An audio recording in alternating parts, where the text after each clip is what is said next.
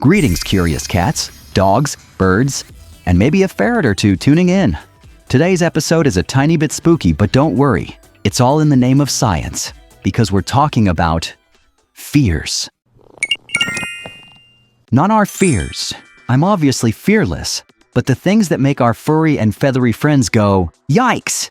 To guide us through this fur-raising topic, I've invited the wisest bird I know, animal behavior expert, licensed pet psychologist, and master of the midnight stare. Please welcome Dr. Oliver Hootsworth.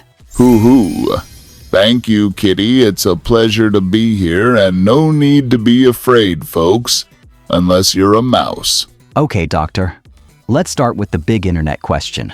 Do cats really get scared of cucumbers? Yes, the famous cucumber videos. Cats aren't actually afraid of cucumbers themselves. What's really happening is startle reflex. When a cat turns around and suddenly sees a strange object, especially behind them, their brain shouts, "Possible predator!" before they can process what it is. In the wild, something long and green could resemble a snake.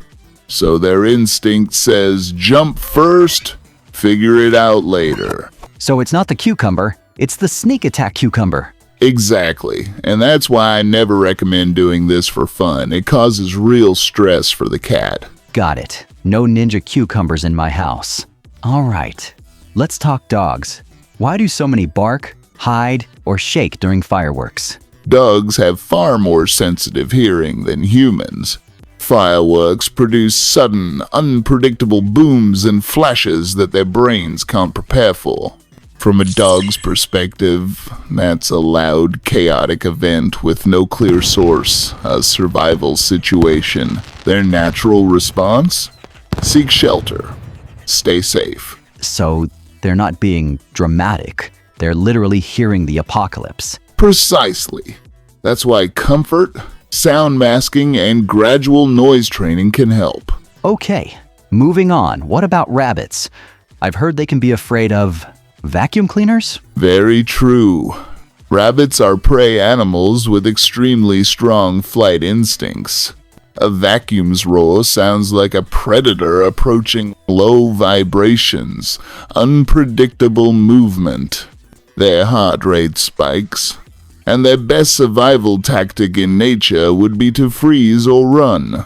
So the monster under the bed is actually the vacuum in the closet. In rabbit logic, yes. Any bird fears we should know about? Parrots, for example, can be frightened by sudden changes in their environment, a new object in their cage, or even a person wearing an unfamiliar hat.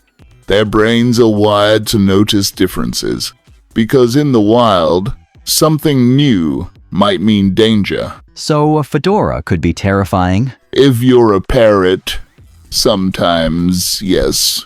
Okay, let's round it out. What about hamsters or guinea pigs? Both are prey species. They fear being handled roughly, sudden loud noises, or overhead movements which, in the wild, could be a hawk swooping down. That's why gentle, predictable handling builds trust. Wow, so many of these fears come from survival instincts. It's not that our pets are silly, it's that they're smart. Exactly. Their fears are part of what kept their ancestors alive. Dr. Hootsworth, this has been enlightening and a little adorable. Thank you for helping us see the world through animal eyes. My pleasure, Kitty. All right, curious listeners, remember, when our pets seem scared, it's not misbehavior, it's biology. So let's be kind, patient, and understanding because every whisker, feather, and paw has a reason for the way it feels. Thank you for tuning in, and to everyone who keeps our KittyPod community thriving, we hear you, we see you, and we appreciate you. Stay curious, not furious.